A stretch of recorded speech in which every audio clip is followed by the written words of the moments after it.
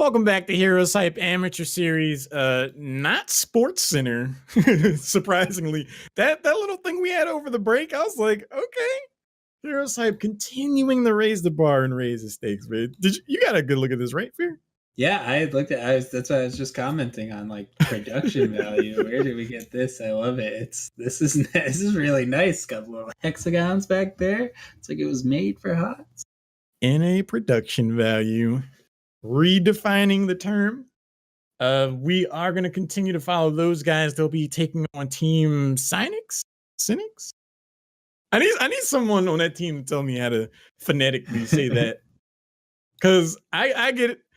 I feel some kind of way when people call me Halloran. It's Halloran. Yeah. So the least I could do is try to say everybody else's. But those guys have been on an absolute roll this evening. Wait, why is that? So who do we actually have left here? We've got Sinix, those guys.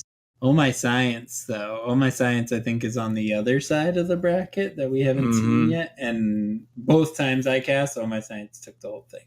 They were... I mean, that's what I really see as the prevalent... like really crisp execution things out of these teams is those burst combos. And it was the same thing with them when we were casting them and they were moving through the bracket. So I think we're going to continue to see that. And I wonder about the heroes that prevent that burst. Kerazine, Palmuther, are we going to really see that rise up? Because that seems like the meta in this level of play. And it works. Why change it? We saw the Monk come out last go round. Unfortunately, for coming in hot, didn't get the value that they were hoping for. That poison tick right after the Divine Palm ended, rough around the edges. But NA LOL is taking on the Warthogs. I don't know if the victor of that game has been decided yet, but NA LOL versus Oh My Science would definitely be a fun game. Oh My Science, Battery on that team has HGC Open Division ambitions and beyond for this team. And they didn't make it to the finals last week. So I never got a chance to ask them what did or did not happen. I think they went out in the third round. But there's definitely something to prove to themselves if they want to make the claim that like they're destined for the Crucible. You got to show that dominance now. But NA LOL won last week in convincing fashion. They're one of the most aggressive teams we have in the North American amateur scene. Fireworks, to say the very least. But yeah, none of these teams disappoint as far as entertainment value. I gotta say. Wait. Egg Breakfast said, do you all say Olbert? No. Of course I want to say No. I see where you're going with this. But no. It's messed up, man.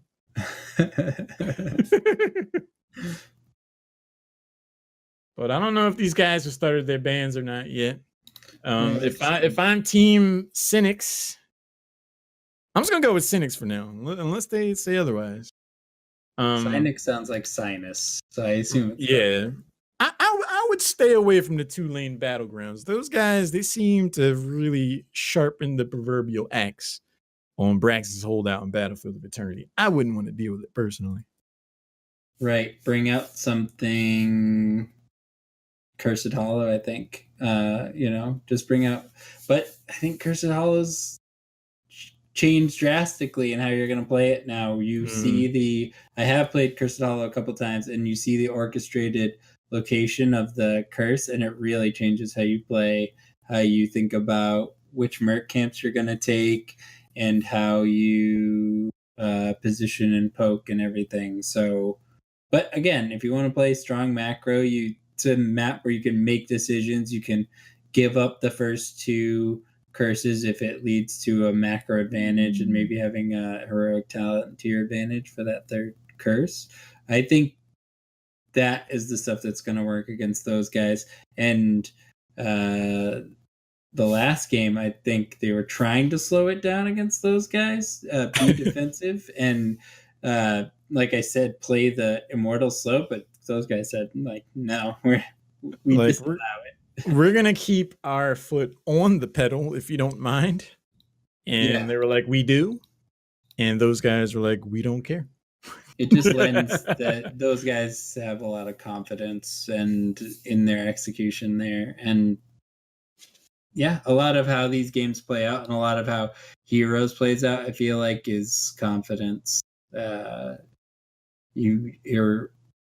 going to get the kill when you're being aggressive. You never hesitate and you just go all in.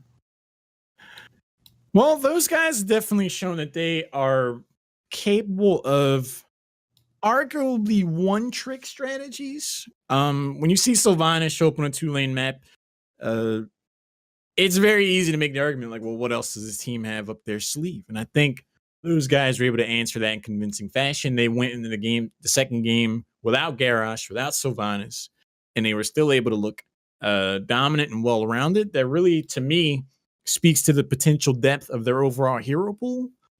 But one thing that I hope we do not see, Fear, last week on Towers of Doom, those guys took Malfurion into the fray. I just feel like I cry for Malfurion now. Malfurion would go in for that slow clap moment, go for that Twilight Dream at the beginning of the team fight, and then just immediately get whisked off the table. just be completely erased. Dude, he was etched in with a number 2 pencil. Goodbye, Malfurion. We'll miss you. Verino in the chat said Sinix is how we pronounce. All right, cool. Sinix. Thank you, Verino. Malfurion, I have a special place in my heart for Malfurion. I love that hero.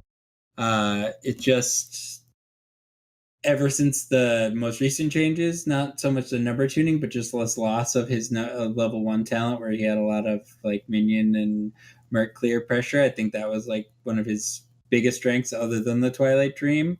Yeah. And with the loss of that, he's gonna have to carve out a niche for himself in some other way. I think it's in maybe a double healer type scenario, but I don't know if there's really a place for him at all now.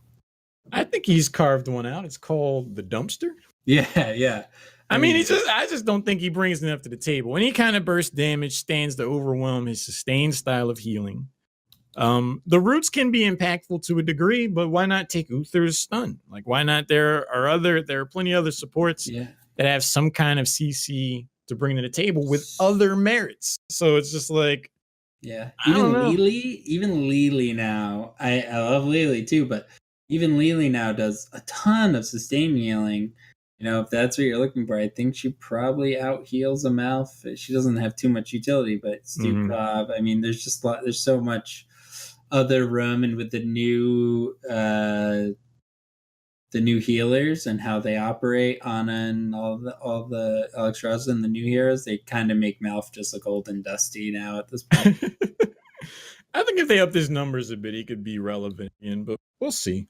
Sinix banned out Battlefield of Eternity. Those guys, they must have listened to you, Fear. They banned Cursed Hollow.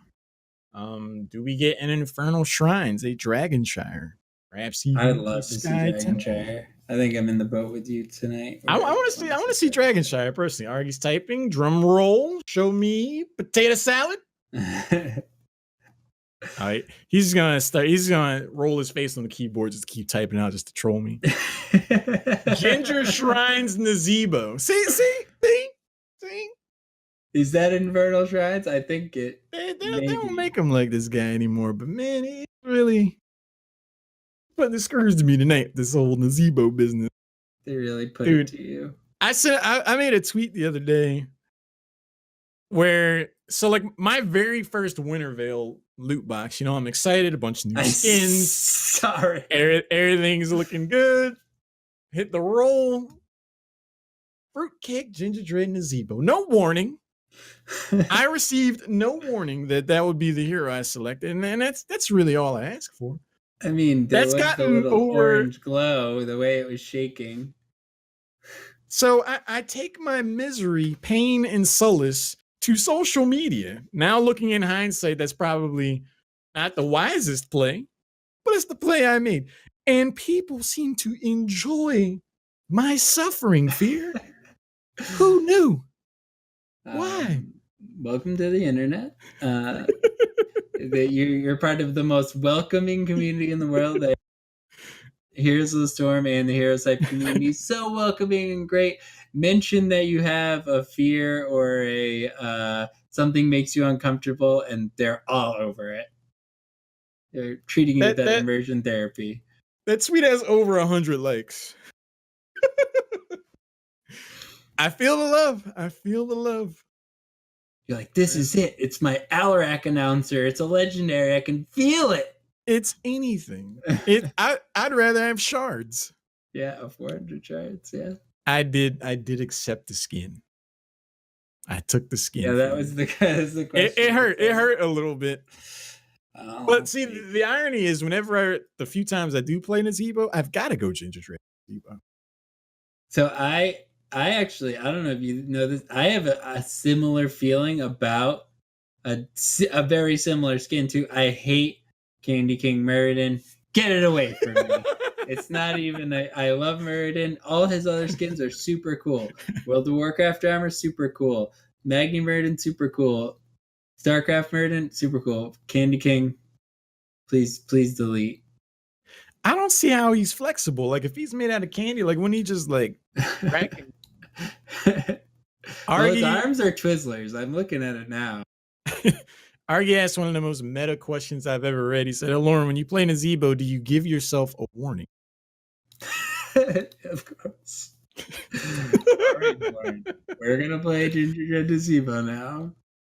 And then Caleb Reese is asking if Ginger Dread is if he's legal today. I don't think there's anything in the rule book, saying you can't.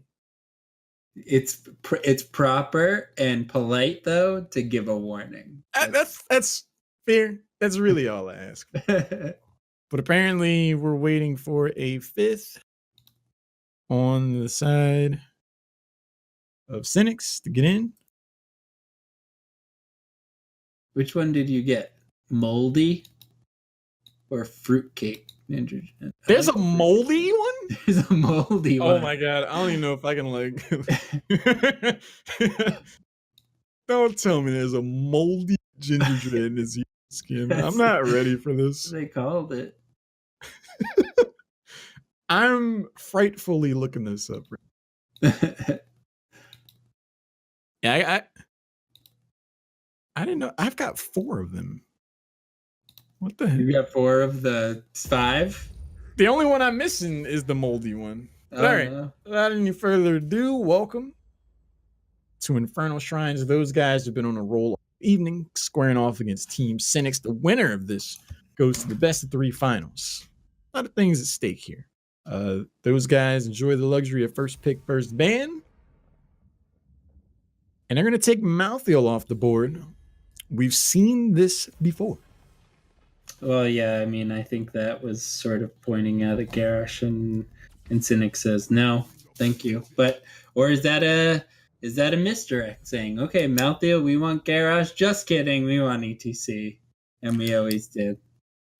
Well, we definitely see like a priority hierarchy here for those guys. Garrosh gets banned, we'll take ETC. If we don't ban ETC ourselves, we'll pick them first. And I was going to say, this kind of puts the onus on Team Sinix to take Sonya, because with the Malthael ban, I'm pretty confident that we would have seen Sonya show up in the 2-3.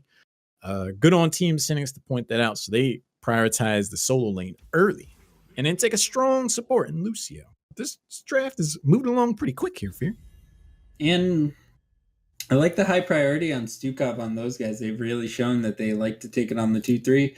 They think he has the appropriate power level, and I wonder if they really think he synergizes well with Greymane, because it seems like they're picking him with Greymane, whether those are just comfort picks or whether they think there's an inherent synergy between those two. I'm not really sure. Because I feel like Lucio is a clear front runner for your support power levels, but Stukov's always felt strong to me. So, and I think he just provides great utility, and zoning is another map where zoning is invaluable.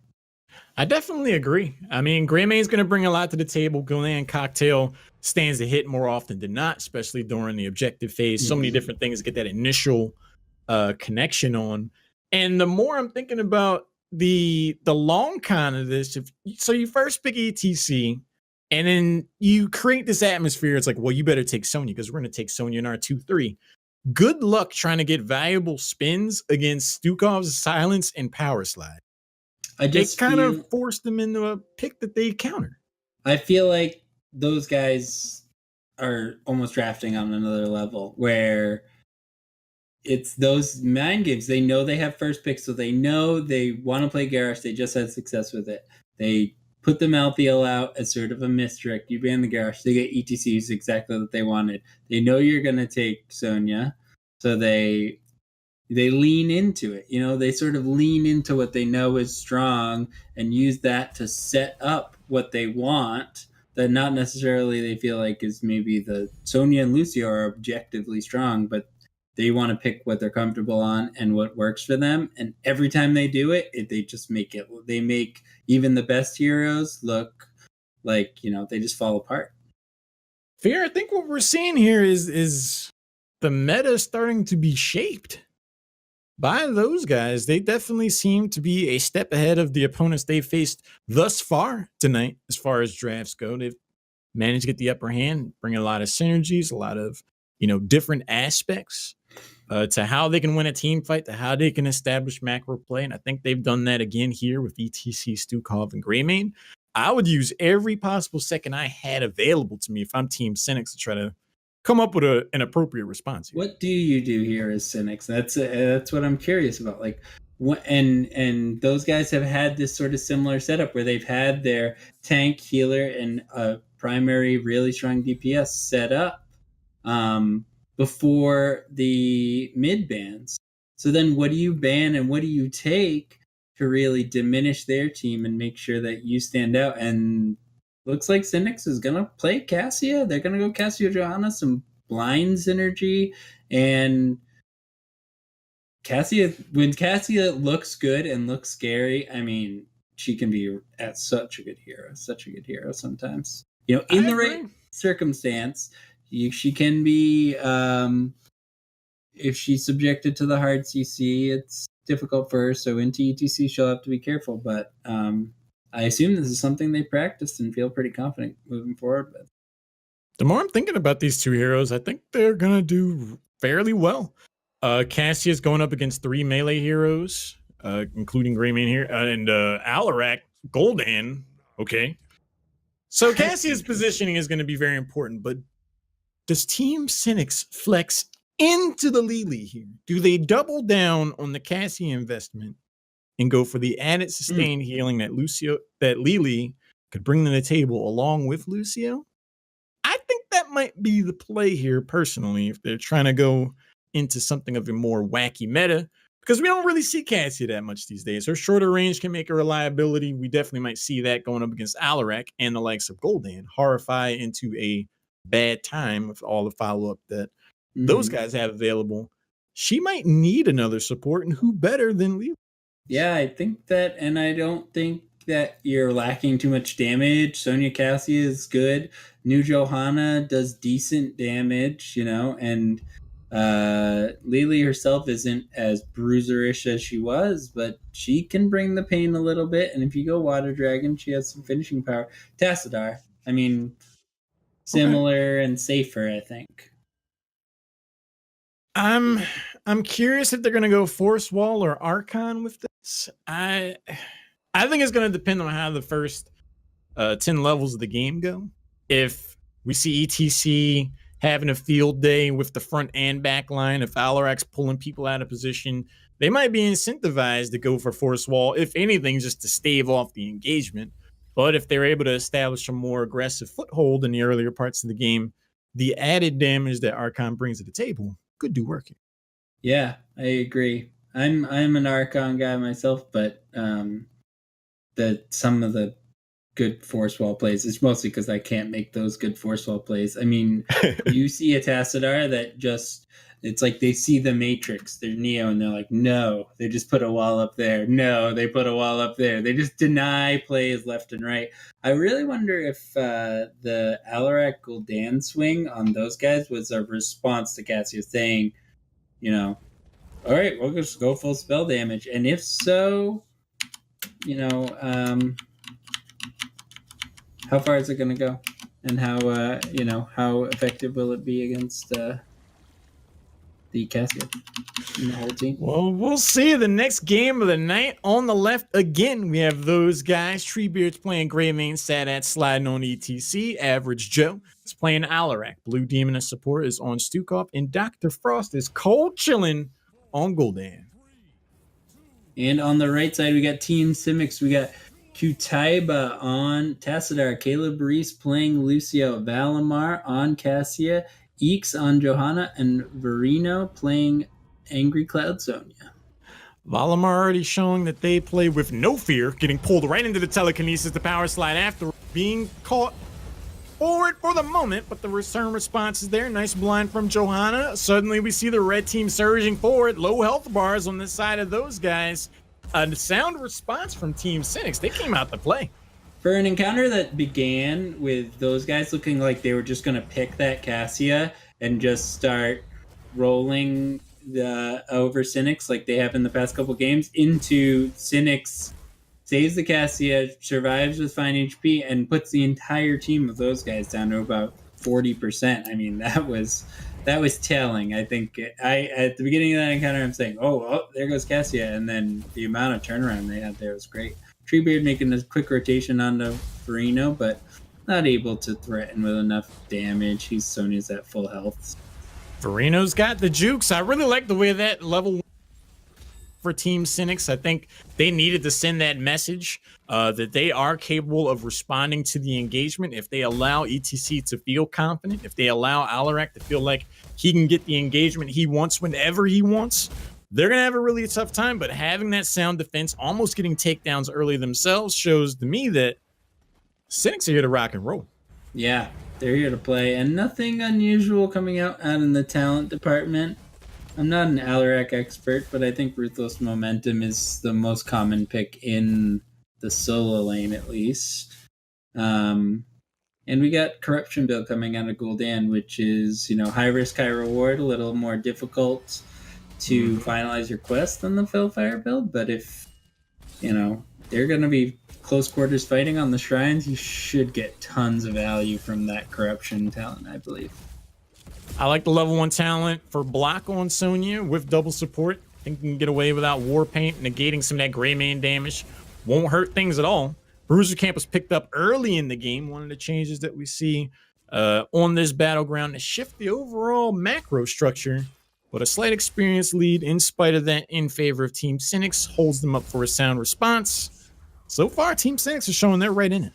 And I think that was a conscious decision on those guys. We had the illustration that the shrine was going to be mid. They knew they were going to get some value, or at least force Tassadar to stay in that top lane and clear the bruisers. Looking like Sinix is trying to do it themselves, but those guys is reading it and making some pressure, trying to do a little bit of an invade, and it's going to be a full 5v5. The positioning is sound and precise from those guys, and it nets them 2 immediate takedowns. The flank was real. Cassia did not expect that. Sonya was not ready for it. The slide comes in off of the ETC flank.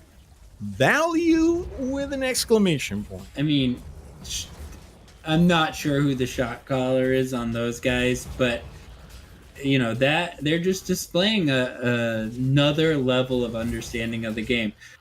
Took their own mercs maybe early on purpose. I don't know. Maybe early so they knew they'd be clearing, and then would pressure when Sinix tried to take theirs directly before the shrine. Whether it was happy circumstance, it certainly looked good. It certainly looked intentional, and their collapse was excellent. But not much of an experience lead. And if Sinix is able to pull the Punisher over the wall, it's going to be a frozen Punisher. They might not be able to get too much value. See if we get more than a front wall here. Alarak wanted the bear hug, had the Discord strike afterwards. Not going to be able to set up a third takedown for his team. Sonya's going to rotate down, and Team Sinix are in a really awkward position where those guys do not want to collect the first objective and leave it at 39. So the moment they try to commit to them themselves, those guys just walk up and flicks one of the defenders in the face. So now we just see those guys starting to command the entire map by picking these camps up. I'm loving this level of play from them. Yeah, this is something, I don't know if they adopted it for. I've certainly seen it in the high level HGC play. It's just one of those, really heady sort of decisions. We say, well, why are we going to take this last skull? We don't have to. It's macro 101, man. Frozen Punisher gets baited over the wall.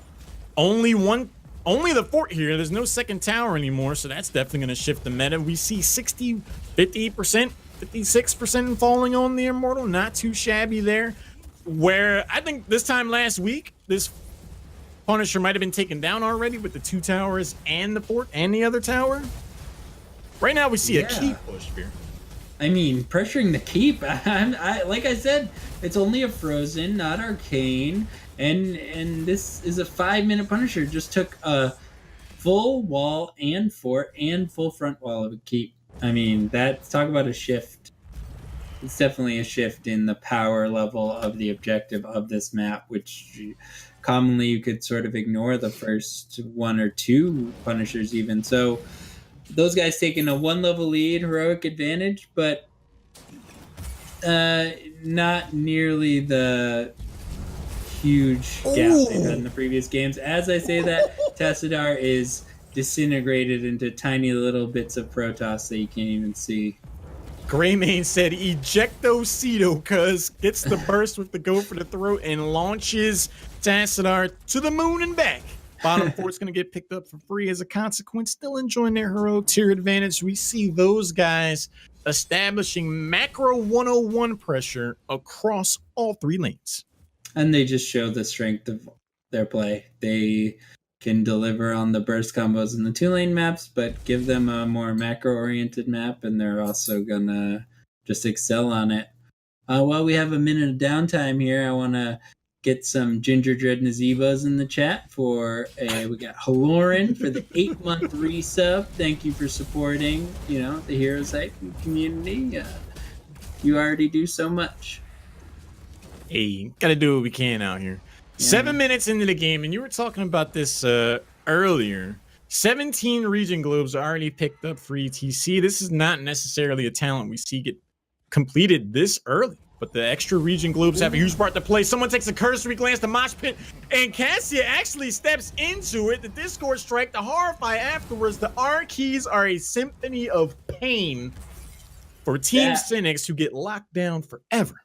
That was a thing of pure beauty. The party bush catch, and then I think he only intended to catch Johanna in the mosh pit, and then by circumstance catches Cassia and Lucio as well. Lucio somehow skating away, but Cassia got a little too close to the dance floor, gets locked in there as well. When you can put that kind of beat down onto Johanna in a double support composition, you are a well-oiled and coordinated machine. Level 13, not too far off here for those guys by any stretch of the imagination. Less than a wave or so will clear that out.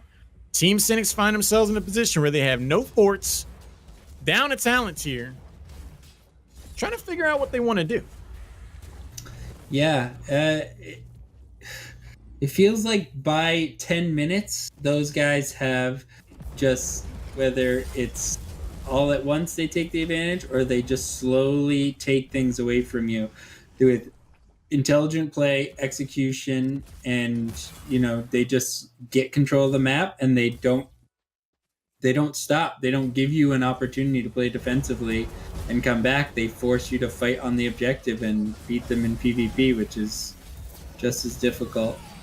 This is the biggest moment possible for Team Sinix to make something happen. Even down a talent tier, Mosh Pit not going to be available, and it sets up enough to get the first takedown in a team fight. Alarak waits to respawn. 6 defenders to 1 so far. Team Sinix could look to rally here, but is the death timer long enough? Mosh Pit's going to be back in a few seconds. The power slide goes out, and Gul'dan gets the damage in on Lucio's face. Ouch. That was insane amount of damage. Again, coordination with that was a 4v5 without Alarak, and they just delivered 2 and looking like possibly even 3 kills in a, Chinese meta fashion, just not scared of anything. The long range slide finds the back foot of Cassia to register the stun, and that's going to be more than enough to pave the 8th takedown of this game for those guys. Still have their tier advantage. Good amount of value is had out of the Bruiser camp as a slight, condolence, consolation for Team Sinix. But in the grand scheme of things, this could be the first keep of the game. If a few more takedowns happen here, this could be the game in all. And this is an Arcane Punisher, which is arguably the most powerful of the Punishers, just because those arcane lasers that come out, they zone you so hard, and if you stand in them, they'll just erase you if you get crowd controlled inside of one of them. So, again, just saying to Sinix, come fight us. We have 39 creeps on here. We'll just clear it whenever we feel like it, and now you have to fight us down a talent tier, and with the Punisher on your face, Johanna having to pop her iron skin there, and she's taking a ton of damage. It looks like she's actually going to fall, just totally body blocked out. And the Punisher, John Cena, oh my god, did not want to be left out.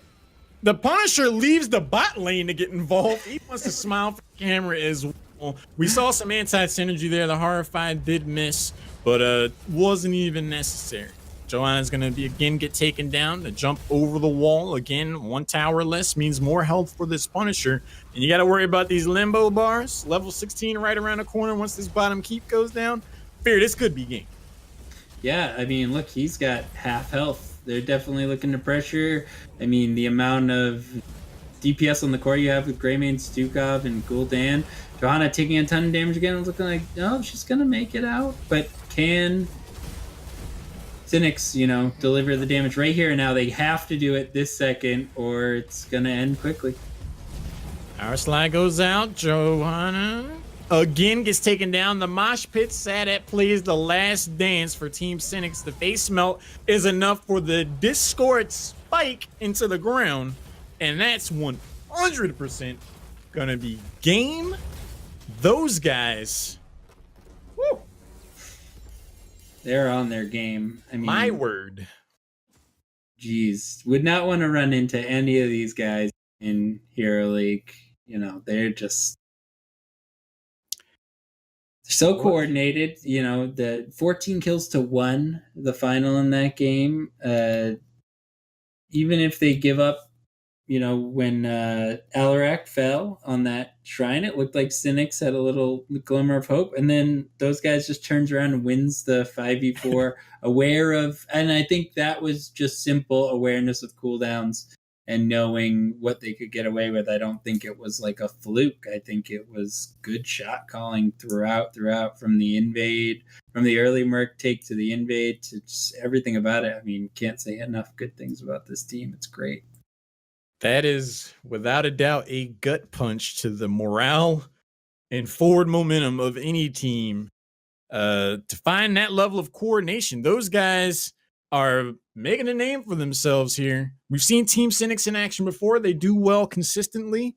They had moments of greatness and opportunity here as well, especially playing around the mosh pit. Those guys just... They lost last week and they took that one to heart, man. They are playing on a whole different level right now. I am very impressed with it. Fear, games like that, Team Sinix, they were what I like to call playing for a brand new VCR. Because it's like, no matter how much effort you have in the game show, because you're playing the enemy team's game, you're 100% playing those guys' game. Yeah. But as you play the game, the best prize is a VCR, a completely useless piece of technology. You're just like, even if we kind of win, we're definitely not really winning. So this is... It almost feels like when you take victories from those guys, it's things that they've sort of allowed you to have. They said, all right, okay, you can have Alarak. We actually only need Greymane and Gul'dan to kill your entire team. Well, observe. It's like, we lost Alarak, guys. What do we do? How about we just win the 4v5? Seems good. So, and it starts to run into this conundrum where they look so strong on ETC, but you have to let them have if they have first pick, you got to let them have UTC or Garrosh. The best thing you can hope for is to take first pick yourself, ban one, take the other. But I'm sure if you take first pick, they have some wacky map strat prepared where they're just going to pick Sylvanas or pick something they have up their sleeve. They don't feel like a one-trick team. They execute the burst combos well, but then as soon as the focus changed, like in that last game on Infernal Shrines, there was just a slight shift to macro for a small area in the middle, and they just took it and ran with it. I mean, I feel like they're flexible, and they probably have 2 or 3 things up their sleeve that they sort of just hold close to the chest until they really need to use it. And when you're going up against an opponent that has that kind of depth and variance to their strategy, it's very easy to activate their trap card. Mm-hmm. I mean, Cassia did well, had the most hero damage out of anyone in that entire game, but they died 5 times. One thing that you see about Cassia is that she has a very short range. We saw her get picked up in the 3-4 for Team Sinix, and Alarak was the perfect foil for that. You step close at all, Cassia. We pull you in with the telekinesis. We power slide afterwards, and you can have 9 supports on your team. You're going home. Yeah, she has no escape mechanic. You can jump in, but you can't jump out.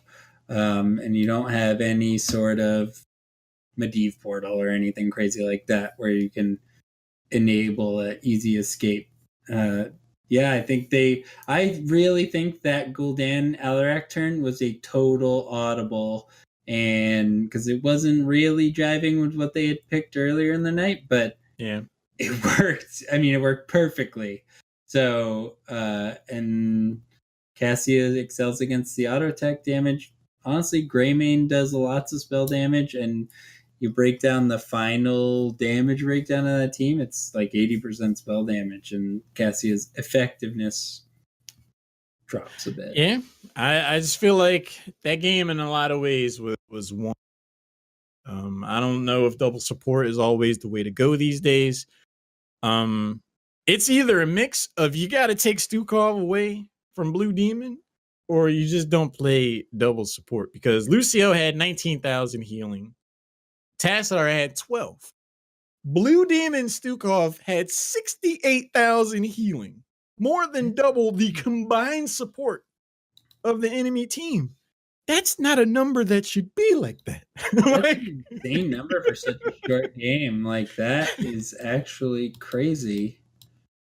So I don't know. I don't know. Maybe it's just, I feel like Cassia more fits into a dive comp, where she's not going to be the focal point, where she can kind of just hang back and do what she wants instead of just being the primary target to jump on. Johanna's not a dive warrior by any stretch of the imagination. I don't know. There's a lot of things, but 68,000 healing is. To me, she just feels strongest as like a very last pick, where they're not going to pick anything to counter. Like, she's your counter pick. You don't want to set her up. It's like early picking a Zul'jin. Like, yeah, you can do it, but they could just pick whatever to counter it. So easily dealt with, I think, if you know what you're doing, which those guys have shown. Like, yeah, they'll deal with anything you got. Some heroes, you got to look both ways before crossing the street. But the other game is still going on. The winner of that will face those guys in what stands to be a very exciting best of 3. So we're going to take a short break. We'll be back before you know it. Don't go anywhere.